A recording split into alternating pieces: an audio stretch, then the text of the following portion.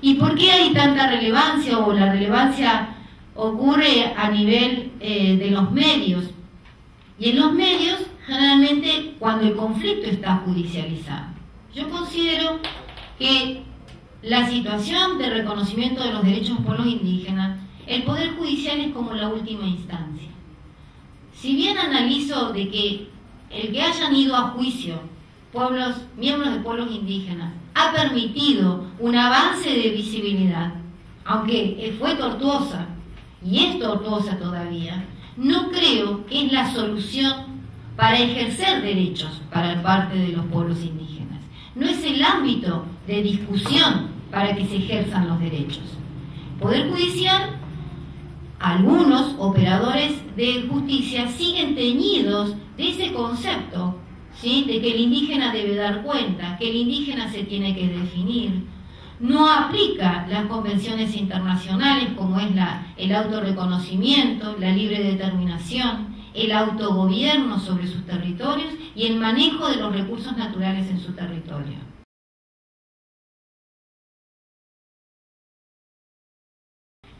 Imagínense hablar de la reparación histórica, que también plantean los tratados internacionales. Argentina, hace 20 años con los constituyentes, planteaba en octubre, el 11 de octubre de este año, van a ser 20 años de la Convención Constituyente de Chubut. Chubut, en consonancia a nivel nacional, generó un artículo muy similar. A lo sumo, cambió la palabra reconocer la preexistencia étnica y cultural por colocar la provincia de Chubut reivindica a los pueblos indígenas.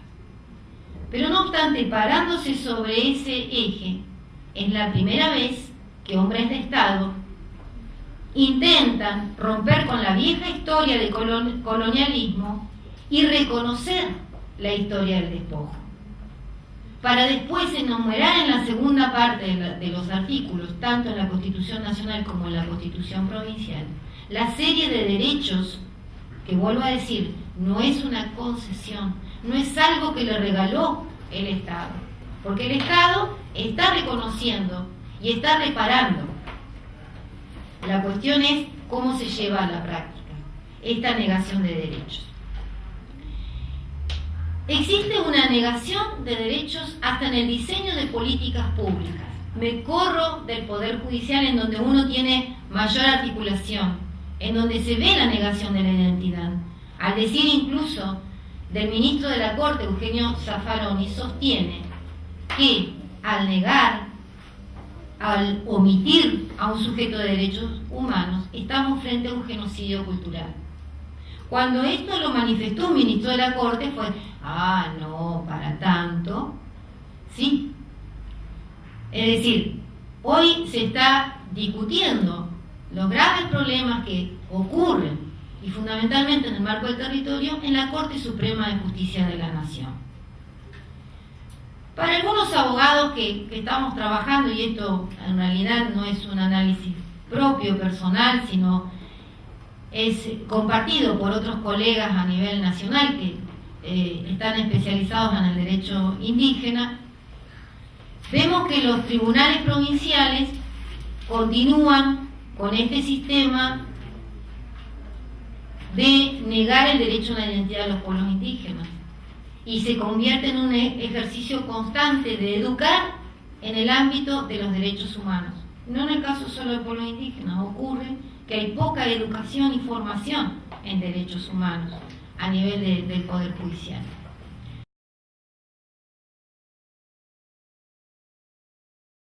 Pero corrámonos del Poder Judicial y veamos cuáles son las relaciones que el Estado se plantea con los pueblos indígenas. Muchos de ustedes han participado en el 2010 de la Marcha del Bicentenario, se cumplían 200 años. Para muchos miembros de pueblos indígenas que viajaron a Buenos Aires, era la oportunidad de firmar un nuevo reformar un nuevo estado de relación de vínculo Estado y pueblos indígenas. En la práctica vemos que se va diluyendo, porque todavía existen designaciones de agentes estatales, no con el criterio del derecho a la participación ni el derecho a la consulta previa, libre e informada, que existen agentes estatales que responden y que son los únicos que garantizan y los válidos interlocutores de la cuestión indígena. Y la realidad pasa por otro lado. En Chubut y a nivel nacional es completamente diferente. El poder legislativo es como si fuera el gran ausente. ¿Por qué hay tanta pereza legislativa en, de alguna manera, adecuar las normas, siempre en materia de derechos de pueblos indígenas, al reconocimiento constitucional? Muchas de las leyes provinciales datan de 1992, anterior a la reforma del Estado, en donde había otro vínculo entre el Estado y los pueblos indígenas. Hasta el 2014 no hay legislaciones en la provincia de Chubut. La legislatura de la provincia de Chubut no ha tratado ningún tema con respecto a por qué no hay una aplicación, no hay un control de la ejecución de las leyes. Indudablemente, esta pereza en el ámbito legislativo y a nivel nacional, en realidad hay mucho más dinamismo, pero surgen estas leyes dinámicas, pero de una lectura de la realidad, pero responden a eventuales, a hechos coyunturales. Y en esto me refiero al tema de la tierra, es un tema de emergencia.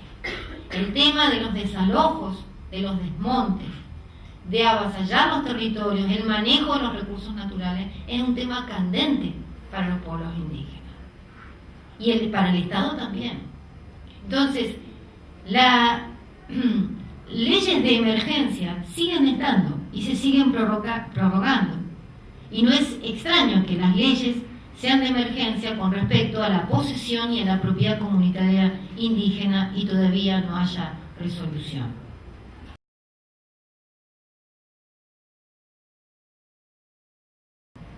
Frente a medidas urgentes, la Corte Suprema de Justicia de la Nación ha actuado en los últimos tiempos.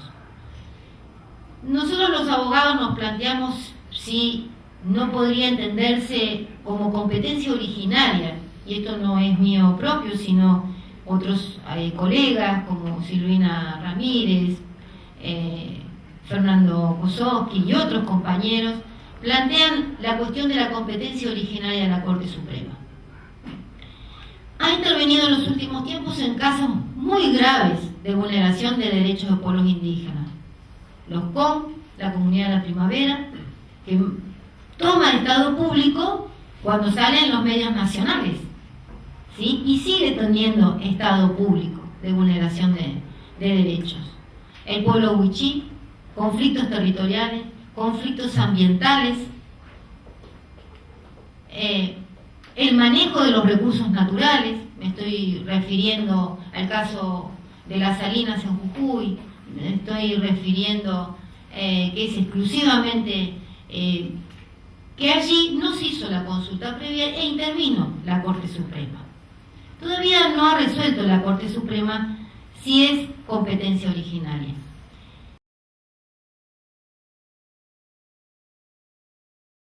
Es muy difícil pensar y formarse, volverse a educar más de uno, rompiendo el esquema, el molde racista y colonial.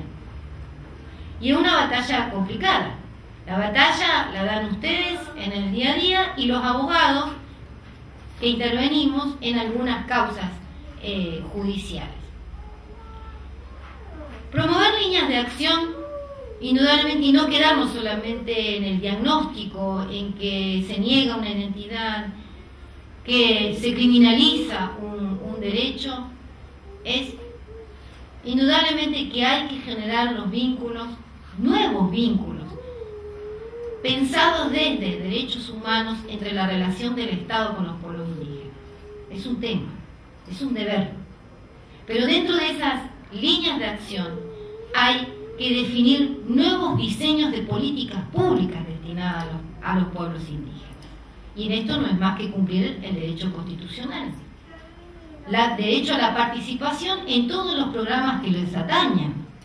Esto va de la mano con el derecho a la participación y va de la mano con el derecho al consentimiento previo, libre y consentido. Desde el año, la Corte Interamericana de Derechos Humanos ha emitido muchas sentencias, pero desde 1982 también marca un antes y después. Y dicen sus sentencias, en el caso Lancome versus Finlandia, que el límite del Estado en el desarrollo está dado por el límite cultural de las minorías étnicas. Que ese límite y esa manera de dar participación la va ampliando en otras sentencias y sigue sosteniendo. Esa participación y el manejo de su territorio y los recursos naturales va de la mano con la consulta previa, libre e informada. Los estándares internacionales son de reconocimiento constitucional, forman parte del bloque constitucional. Hoy todavía seguimos pensando si el convenio 169 es aplicable o no es aplicable, si la Declaración de las Naciones Unidas para los pueblos indígenas resulta aplicable. Indudablemente que el desafío ha sido siempre, y por lo menos es una constante en mi acompañar en este proceso. El desafío no es de una sola persona. Frente al desamparo está el amparo. Frente a la falta de defensas existe la tutela jurídica. Pero indudablemente hay que romper con viejos preconceptos. Y romper con viejos preconceptos es que hay que generar espacios de debate, de discusión, de instalar el tema, ¿sí? De no tener temor a la confrontación. Sé que es complejo cuando hablamos del derecho a la identidad, porque por muchos años a quien ha sido opresor y negador de una identidad y se le dijo hasta qué era, no, vos no sos indígena, vos sos paisano, vos sos campesino, vos sos poblador rural. Y a lo largo del tiempo alguien dijo qué eran. Es complejo romper con esas estructuras dentro del Estado. Y aquí es donde la universidad ocupa un rol muy importante y me parece que a veces se va en ese camino como líneas de acción. Hay que romper con estos moldes culturales, hay que romper con estos esquemas de pensamiento que solamente responden a una década y un momento de la historia que algunos no quieren recordar y a otros no quieren que se los recuerden. Y estos son los nuevos desafíos. La idea era sentar el tema y abrir más el debate, ¿no? La discusión entre los que están en Esquel como los que están aquí en Comodoro. Muchas gracias.